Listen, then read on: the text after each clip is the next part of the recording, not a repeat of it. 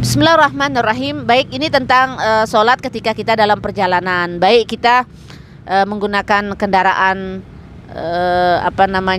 pesawat atau kereta api misalnya ya. Dan banyak sekali kita temukan di luar sana, dan faktanya memang ada enggan, males mengerjakan sholat karena berbagai alasan. Dan saya pernah melihat sendiri di dalam satu kereta api yang di situ ratusan orang penumpangnya. Ketika tiba waktu sholat, hanya yang sholat itu terlihat hanya segelintir orang, 4-5 orang. Jadi dari ratusan orang itu sekian puluhnya tuh kagak sholat gitu. Padahal di situ laki-laki, hampir semua laki-laki, dan perempuannya hanya beberapa gitu. Jadi saya berpikir, ini laki-laki tidak mungkin datang bulan. Kenapa tak sholat gitu? Kalau perempuan bisa jadi dia tidak sholat saat itu, kemungkinan dia sedang datang bulan begitu. Nah, beberapa hal yang memang sering dijadikan alasan oleh orang-orang yang enggan untuk sholat ketika dalam perjalanan itu adalah alasannya nggak ada air, alasannya baju kotor, bau, keringat, alasannya nggak ada tempat sholat, ada tempat tapi kotor, bahkan alasannya nggak tahu arah kiblat katanya. Lalu dia katakan, nanti aku qodho aja sholatku di rumah katanya. Ini tidak dibenarkan. Sekali lagi, tidak dibenarkan, karena qodho sholat ini berlaku bagi orang yang lupa dan tertidur. Lah kalau kita dalam perjalanan tidak berlaku qodho sholat gitu kan. Apalagi kalau dalam perjalanan jarak jauh, kita diberikan rukhsah atau keringanan. Kita bisa jamak sholat kita bisa qosor sholat kita gitu. Kurang apa? Kita diberikan keringanan seringan itu, Masya Allah gitu ya, kalau dalam perjalanan jauh gitu. Nah,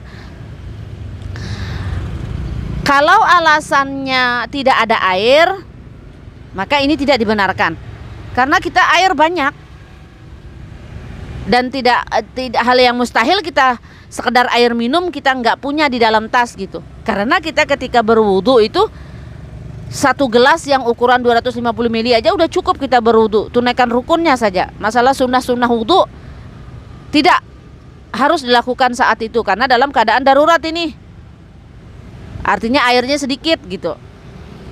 Tempat wudunya di setiap kereta itu saya melihat ada toiletnya, atau mungkin di kendaraan misalnya ya, di bus-bus besar itu ada toiletnya. Maka berwudu di situ.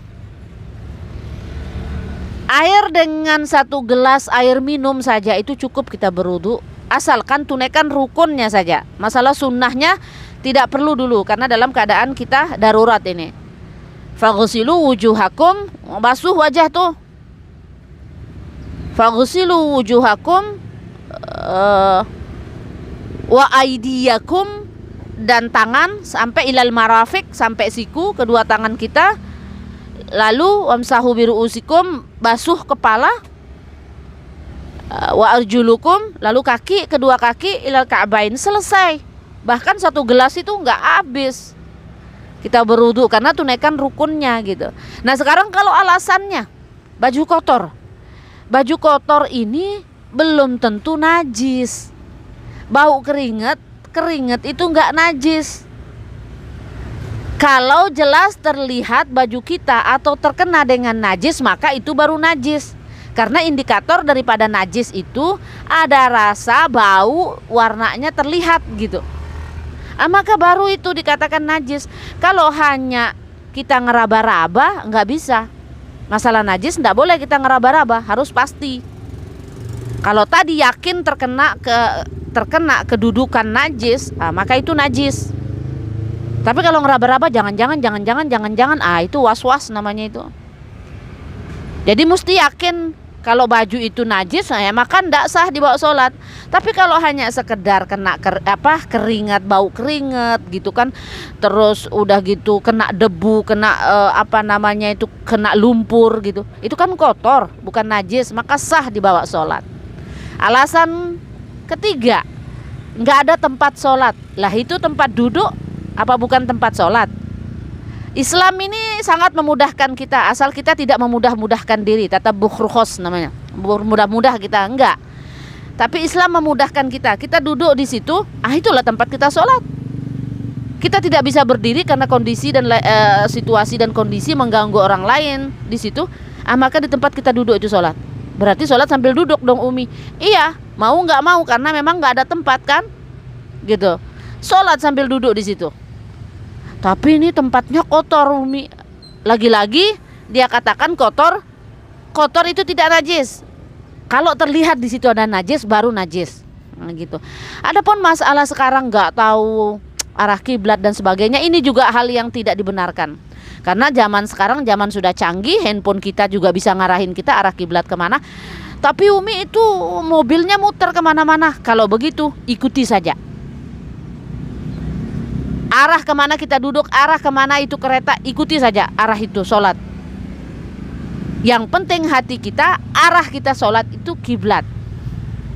Kiblatus sholah, Ka'bah. Walaupun memang kita tidak benar-benar mengarah Ka'bah, karena kita nggak tahu ini arahnya kemana gitu ya. Kita di kendaraan kan, tak masalah. Jadi nggak ada alasan lagi sekarang dengan alasan-alasan seperti itu, lalu kita tidak mengerjakan sholat. Jangan.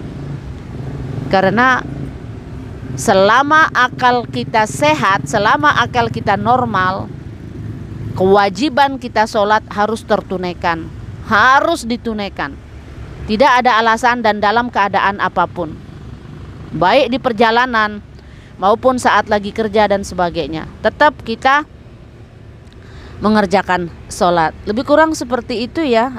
Kalau mungkin ada teman-teman yang mau nambahi di kolom komentar, silahkan.